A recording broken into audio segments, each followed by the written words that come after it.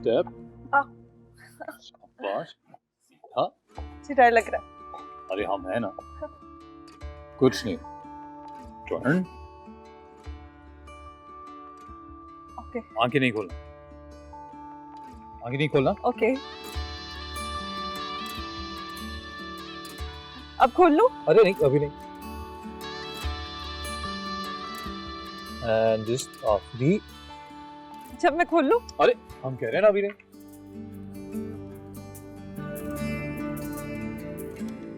अब खोल सकती हो।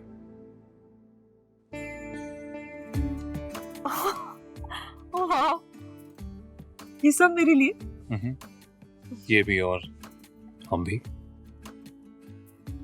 पर हम इसकी वजह से नहीं कह रहे थे कि आंखें बंद रखो, वो तो इसलिए कह रहे थे कि इतनी खूबसूरत लग रही हो, खुद को देख लेती तो अपनी नजर लग जाती। एक तो ये आंखें, पता है जॉन साहब ने इन आंखों को देखा नहीं, फिर भी लगता है कि इन्हीं के बारे में कहा है। कयामत खेज है ये आंखें। हम ख्वाब किसके देखते? मैं शायर की बीवी हूँ, लेकिन मुझे तो शायरी बिल्कुल नहीं आती। शायर की बीवी बन के क्या मिलेगा?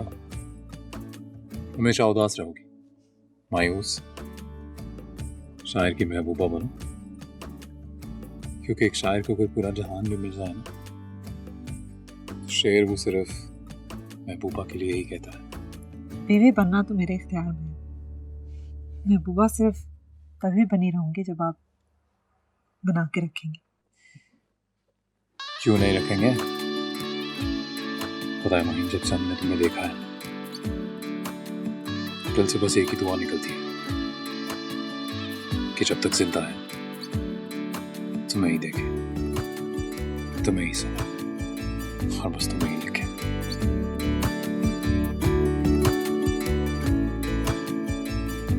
अरे ये बेचारा अकेला नाराज हो जाता है। ये लो। आप मेरा हाथ पकड़। Happy anniversary to you. Thank you. खुशियों के बाद अब आप। दाग ये दिल के धुल जाएंगे। हमसे जो बिछड़े अपने पर आए, भूल के रास्ता मिल जाएंगे। तपती रहती जैसा सावन, बरसे मोरे देश है। सखी रे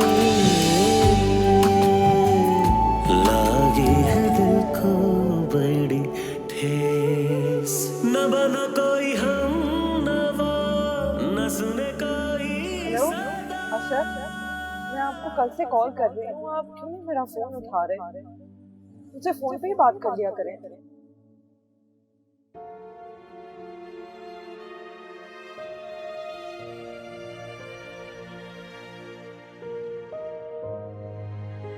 बताओ क्या बात करनी है?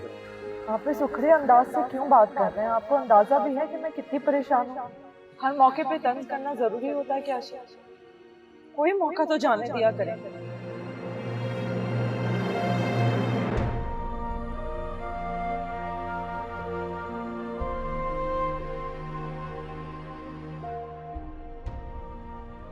आपको कोई अंदाजा नहीं है कि मैं कितनी परेशान हूँ।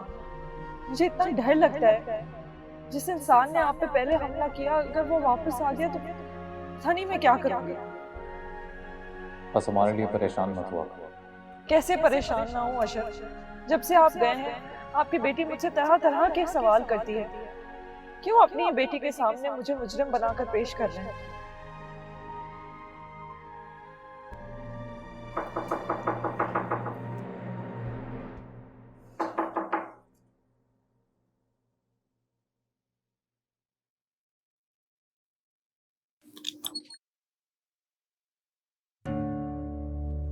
हाय, मैं यहाँ से गुजर रहा था, सोचा आपको देख लूं। कैसी हैं आप? शुक्रिया, मैं ठीक हूँ। आई एम सॉरी, शायद मुझे इस वक्त नहीं आना चाहिए था। नहीं, ऐसी कोई बात नहीं है। एक्चुअली आप उस दिन बहुत परेशान थी और आपके साथ भी कोई नहीं था। तो मैंने सोचा शायद आपको मेरी किसी किस्म की मदद की ज़रूरत हो। Thank you. ओके, मैं चलता हूँ। ठीक। आई एम सॉरी, मैं आपको अंदर नहीं बुला सकती। एक्चुअली सबको पता है कि मैं अकेली रहती हूँ तो। It's okay, it's absolutely fine. मैं चलता हूँ। अल्लाह हाफिज़।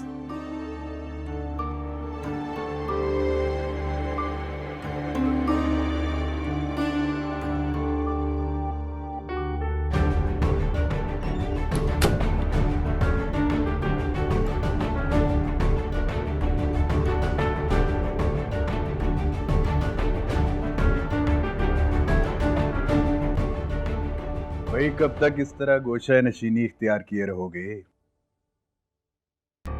बाहर निकलो, कोई इंटरव्यू दो।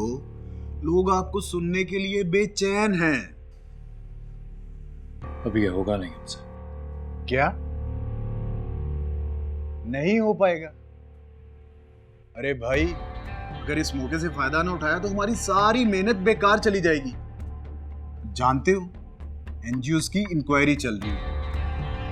अगर इस वक्त पब्लिक प्रेशर कम पड़ गया ना तो फैसला उनके हक में भी जा सकता है। अरे यही तो वक्त है फल मिलने का। तुम समझ नहीं रहे हो।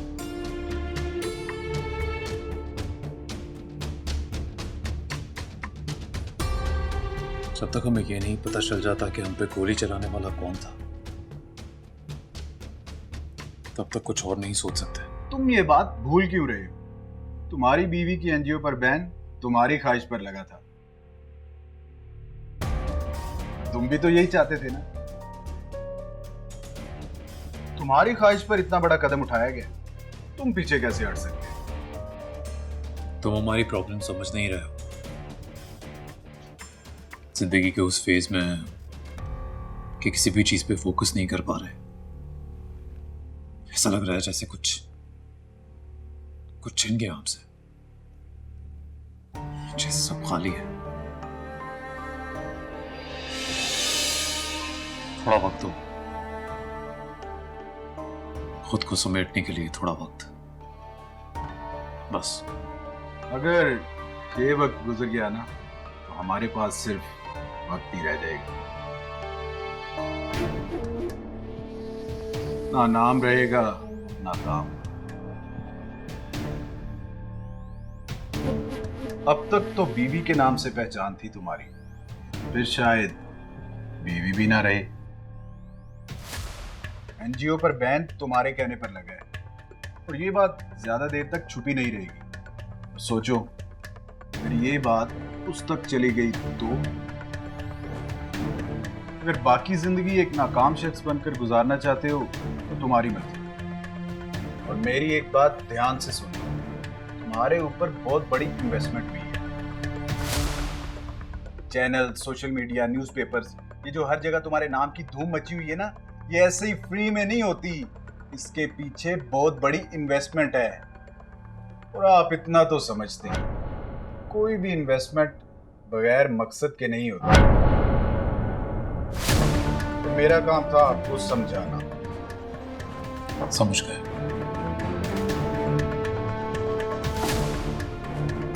मैं अब चलता हूं, आप सोच लें।